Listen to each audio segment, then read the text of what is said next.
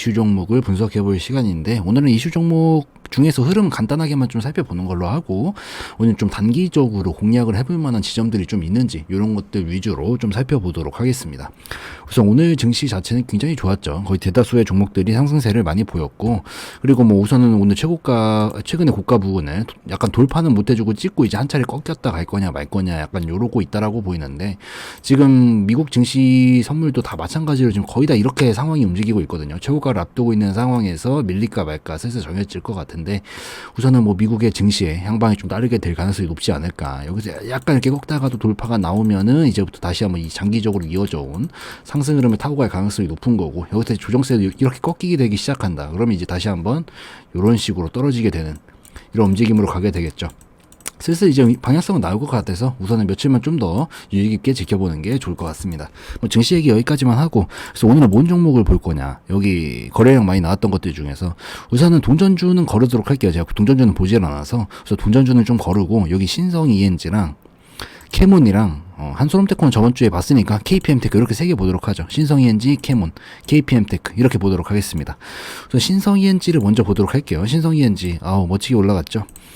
역시 거의 지금 상한가 목전에 앞두고 마감이 된 상황인데, 우선 신성 ENG는 그거에 태양광 에너지 테마로 엮여 있고, 뭐 최근에 그린 뉴딜 관련해서 굉장히 뜨거웠죠. 태양광이라든가 뭐 전기차도 있고 수소차도 있고 뭐 여러 가지들이 함께 엮여가지고 풍력 에너지도 있었고, 요런 친환경 에너지들이 굉장히 뜨거운 상황에서, 또 최근에 미국 대선이 엄청나게 이슈를 많이 받으면서 각광을 받고 있는데, 바이든의 당선 가능성이 확대가 되게 되면서 태양광 에너지 테마가 상승하게 되고, 이 신성 ENG도 같이 부각을 받고 움직이고 있다라고 보시면 이슈적인 부분은 간단하게 보고 넘어갈 수 있을 것 같아요. 이렇게 한번 보시고, 그 다음에 이거 그것도 한번 보죠.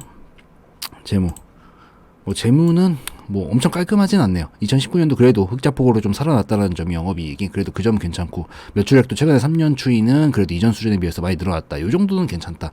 그렇지만 그래도 이전까지 영업이익의 폭이 적자를 많이 유지를 해주고 있었던 상황과 유보율도 적고 여러 가지 여타 모습들을 봤을 때 부채 비율도 높고, 그렇게까지 안정적이고 깔끔한 모습을 보여주지는 않지만 최근 추이는 나쁘지 않은 것 같다 정도로만 보고 넘어가도록 할게요. 그래서 뭐 신성 ENG 흐름 자체는 지금 우선 시세가 나왔죠. 이런 시세가 나온 종목들은 장타 관점으로 보기에는 굉장히 부담이 많이 돼요. 왜 자리가 여기라 이 고가권에서 진입을 하게 되면은 미래에 저까지 올라간다라고 해도 시간이 오래 걸릴 수도 있고, 딱 봐도 떨어질 폭이 커질 수 있잖아요. 여기서 흐름이 한 차례 꺾이게 되면은 이게 다시 돌아오는데 시간이 오래 걸릴 수 있기 때문에, 지금같이 이렇게 누가 봐도 올라온 이 지금 동전주에서 지금 4,000원까지 올라온 거거든요.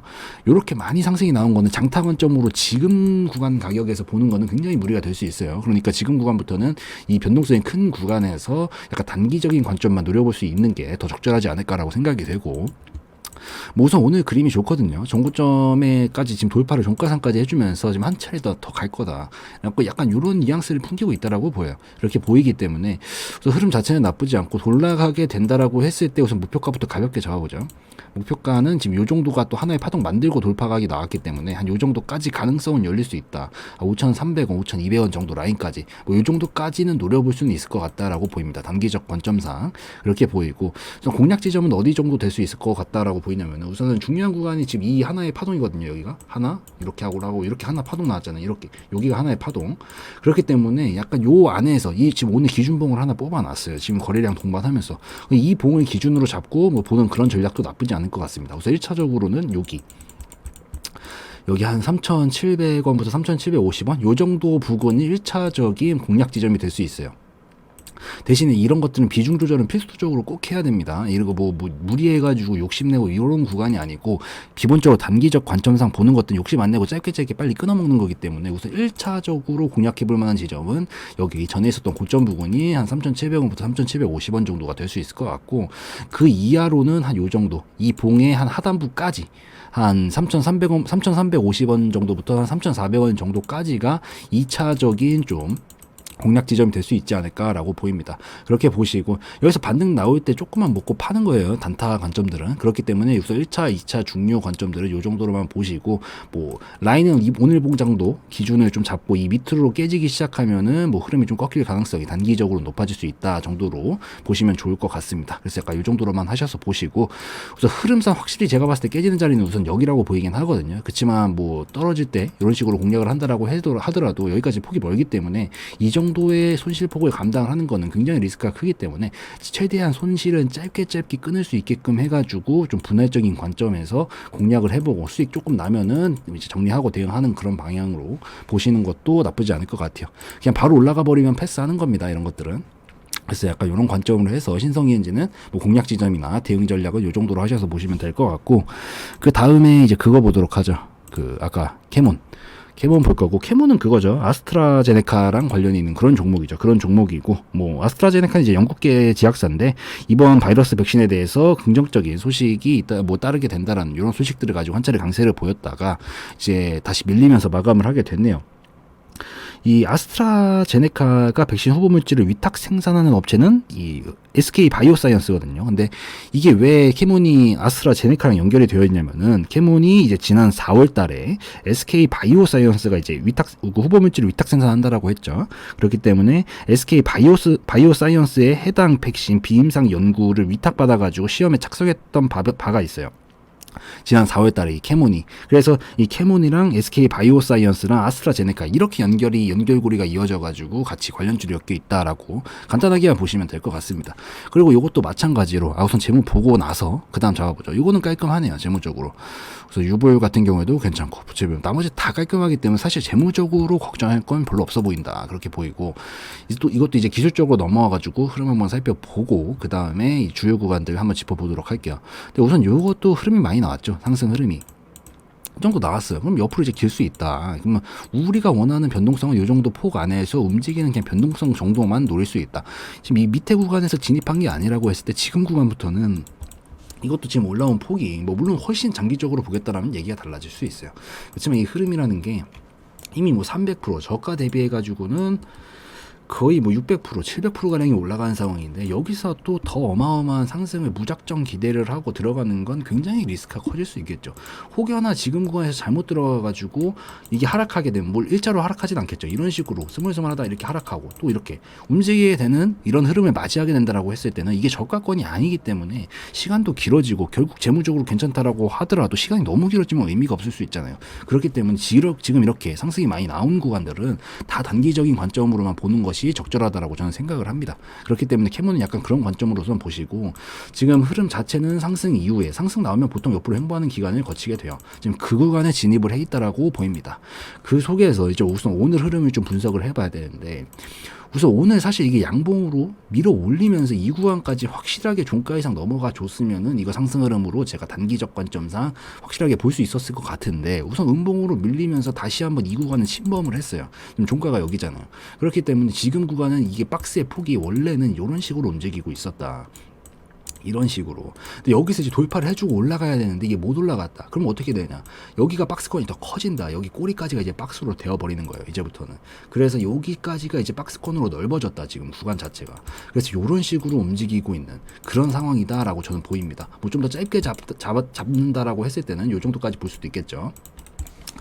그래서 요 정도에서 이제 한번 좀 떨어질 가능성이 높고, 지금 이걸 살리고 싶으면은 바로 약간 떨어지는 척 하다가 양봉으로 말아 올리면서 이 고점, 이 박스권이라고 했죠. 여기까지가 지금 박스권의 고점이 된 거예요. 여기까지 확실하게 넘어가면서 올라서야 이제부터 또 다시 한번 상승 흐름이 터질 가능성이 높다라고 보이는 거고, 지금 구간 자체는 좀 하락이 나오면서 다시 한번 이 큰 횡보 구간 안으로 들어가게 될 가능성이 높아질 수 있다라고 보시면 될 것 같아요.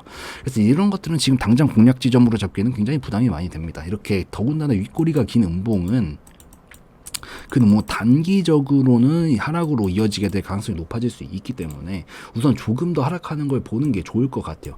그래서 우선은 지금 단기적으로 저점으로 잡히는 건 이 정도거든요. 한 3,000원부터 3,050원 정도가 단기적인 저점이에요. 그렇기 때문에 최대한 이 근처에서 가깝게 손절 라인을 이 정도 잡고 최대한 이 근처에서 가깝게 뭔가 시도를 해봐가지고 V자로 올라가는 약간 요런 그림을 기대하고 시도는 해볼 법하다. 지금 당장 자리는 별로 좋지 못하다 정도로만 보시면 될 것 같습니다. 라인은 꼭 요 정도 지금 구간 자체가 왔다 갔다 왔다 갔다 이렇게 떨어지다 여기가 깨지면은 여기서 모아놨던 힘이 밑으로 터지게 되면서 아래로 이어지게 될 가능성이 높아질 수 있어요. 그렇게 되면 그 다음 저점이 이 정도까지 하락하게 될 가능성이 높아질 수 있기 때문에 단기적 관점상 이게 접근을 할 때는 짧게 한 이 정도 라인으로 잡고 보시는 게 좋을 것 같습니다. 그래서 캐몬 같은 경우에는 이 정도로만 해가지고 좀 살펴보시면 될 것 같고, 뭐 아직까지 흐름 자체는 장기적으로는 상승 흐름이고 단기적으로는 횡보 흐름이긴 한데, 이 횡보 흐름을 마치고 다시 한번 돌파각이 나오면서 올라갈 수 있는지 지켜보시는 게 좋을 것 같습니다. 그래서 캐몬은 여기까지 보는 걸로 하고, 그 다음 종목 이제 마지막으로 KPM테크까지만 보죠. KPM테크 이거 엄청나게 많이 찍어드렸던 것 같아요. 이 KPM테크 같은 경우에는 이 당시부터 맨날 찍어드렸던 것 같아요. 진짜 한 6번 7번 찍은 것 같은데, 지금 이거를 이제 뭐 또 다시 한번 하락 흐름 타고 가다가 이제 약간 스물스물 다시 머리를 좀 올리고 있죠 지금. 그렇기 때문에 이것도 좀 지점이 있는지 좀 살펴볼 거고, 우선 KPM테크 같은 경우는 휴머니젠 하나만, 이 키워드만 기억을 하시면 돼요. 계속해서 이 휴머니젠 해가지고 계속해서 이렇게 계속 이 당시부터 움직이면서 올라와 준 거고, 그리고 또 휴머니젠은 이번에 이 바이러스 치료제 임상 3산 중간 데이터가 이제 긍정적인 평가를 받았다는 이런 소식들을 가지고 한채 또 부각을 좀 받은 것 같아요. 그렇게 보시면 될 것 같고, 텔콘 RF제약이랑 같이 합작해가지고 투자를 한 회사가 휴머니젠이다. 이 정도까지만 살펴보시고, 이슈적인 부분은 사실 이미 급등이 너무 많이 나와서 사실 이슈적인 부분을 분석을 하는 게 지금 상황에서 크게 의미가 있는지 모르겠어요. 지금 구간은 이미 상승이 너무 많이 나온 상황에서 떨어졌다가 변동성이 커지는 구간에서 약간 시세 차익만 노려보고 이런 식으로 좀 대응을 해나가는 그런 구간이라고 저는 생각을 합니다. 이게 진짜 이슈적인 부분을 낱낱이 분석을 하고 생각을 하고 요래야 되는 부분이 이미 끝났어요. 이 정도까지입니다.